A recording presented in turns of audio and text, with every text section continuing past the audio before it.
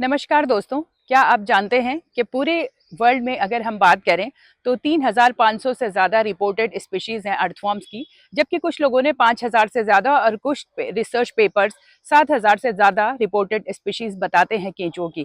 तो ये जो केंचुओं की बहुत सारी जो स्पीशीज़ हैं जो हम अभी बात कर रहे हैं, तो इन स्पीशीज़ को जो रिसर्च हमारी है, जो साइंटिस्ट हमारे हैं, उन्होंने 3 कैटेगरीज में इनको बांटा है या तीन तीन तरह से इनको डिवाइड किया है।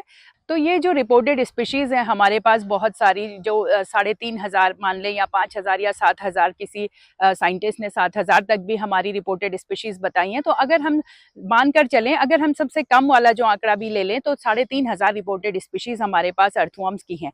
इन अर्थवर्म्स की 3,500 स्पीशीज़ से ज़्यादा जो हमारे पास हैं, इनको हमने 3 कैटेगरीज में डिवाइड किया है। हमने नहीं, बल्कि साइंटिस्ट ने इनको डिवाइड किया है 3 कैटेगरीज में। और ये कैटेगरीज डिपेंड करती हैं अर्थवर्म्स क्या खाता है और कहाँ पर रहता है। तो वो केंचुआ क्या उसके फीडिंग बिहेवियर है, क्या वो खाता है और कहाँ पर वो रहता है, इसके बेसिस पे हमने 3 कैटेगरी में डिवाइड किया है, जिसको कि हम कहते हैं एपिजीक, एंडोजिक और एनेसिक अर्थवर्म।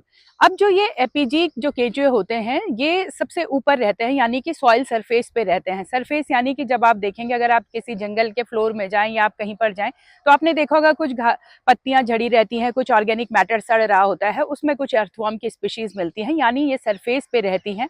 सरफेस और 0 से लेके 5 सेंटीमीटर तक ये ऊपर की सरफेस में हमारी सॉइल में रहती हैं। सिर्फ ज़्यादातर जो है वो 99% ऑर्गेनिक मैटर को खाती हैं और सरफेस पे फीड करती हैं। इनको सरफेस ड्वेलर भी कहा जाता है। तो ये स्पीशीज हमारी होती हैं एपिजीक स्पीशीज। ये बहुत ही काम की है और ये ज़्यादा से ज़्यादा जो है वो सड़ा गला जो ऑर्गेनिक मैटर होता है उसको फीड करती हैं।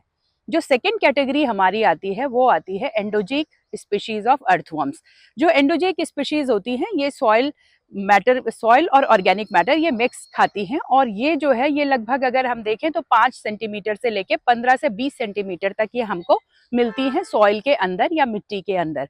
और ये वहाँ पे हॉरिजॉन्टल मूव करती हैं। हॉरिजॉन्टल मतलब उसी सरफेस में मूव करती रहती हैं। वहीं पर ये सॉइल के साथ साथ ऑर्गेनिक मैटर को भी खाती हैं और वहीं ये जो है अपना एक्सक्रीटा या अपनी कास्टिंग भी वहीं पर करती हैं। तो ये जो स्पीशीज आती हैं ये होती हैं एंडोजिक स्पीशीज। अब जो तीसरी कैटेगरी आती है अर्थवर्म्स की हमारे पास, वो होती है एनेसिक स्पीशीज ऑफ अर्थवर्म।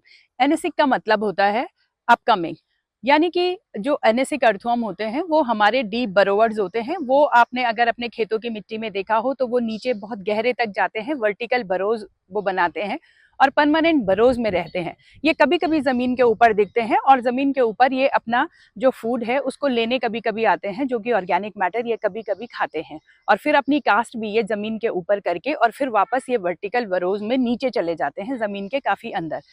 ये जो केंचुए होते हैं ये जमीन में बहुत गहरे जो है वो छेद जो है वो बनाते हैं और काफी नीचे, इवन 1-1 मीटर तक ये नीचे जमीन में या हमारे खेतों में पाए जाते हैं। ये होती है एनेसिक कैटेगरी और ये ज्यादातर जो है ये ऑर्गेनिक मैटर खाती है ऊपर आकर सॉइल में। और यहाँ तक कि ये सॉइल, लेकिन ये रहती जो है वो बहुत डीप बरोज में रहती है और इसीलिए ये परमानेंट बरोज भी बनाती हैं हमारी सॉइल में। तो इस तरह से अगर हम देखें तो वर्ल्ड ओवर हमारी जो भी अर्थवर्म्स की स्पीशीज हैं वो सारी की सारी स्पीशीज 3 कैटेगरीज में मुख्यतः डिवाइड होती हैं। एपिजिक जो कि सरफेस फीडर्स हम जिन्हें कहते हैं, सरफेस ड्वेलर्स भी हम जिन्हें कहते हैं, ये अक्सर सॉइल के सबसे ऊपर जो पार्ट होता है ऑर्गेनिक मैटर जहाँ पे सड़ गल रहा होता है ये वहाँ पे मिलती हैं। और इसका बेस्ट एग्जाम्पल जो है वो है आइसिनिया फिटिडा जो हमारा होता है, और एएनसीज जिनको हम कहते हैं, ये इसके बेस्ट एग्जाम्पल हैं। दूसरी स्पीशीज जैसा कि मैंने बताया एंडोजिक जो कि 5 सेंटीमीटर से लेकर 15 से 20 सेंटीमीटर तक मिलती है। हॉरिजॉन्टल बरोज में ये रहते हैं, ये सॉइल प्लस ऑर्गेनिक मैटर को फीड करती हैं। और द्राविडा नेपेलेंसिस एक स्पीशीज है, वो इसका बहुत ही अच्छा एग्जाम्पल है। तीसरी कैटेगरी जैसा कि मैंने बताया एनेसिक स्पीशीज, और एनेसिक स्पीशीज वो होती हैं जो परमानेंट बरोज में रहती हैं, वर्टिकल बरोज होती हैं, बिल्कुल जमीन के अंदर तक जाती हैं, 1-1 मीटर तक गहरे डीप बरोज भी कभी कभी इनके मिलते हैं। और एक है लुम्ब्रिकस टेरेस्टरिस जो स्पीशीज है, वो इसका बेस्ट एग्जाम्पल है। तो इस तरीके से इन 3 कैटेगरीज में हमारे अर्थवर्म्स डिवाइड होते हैं।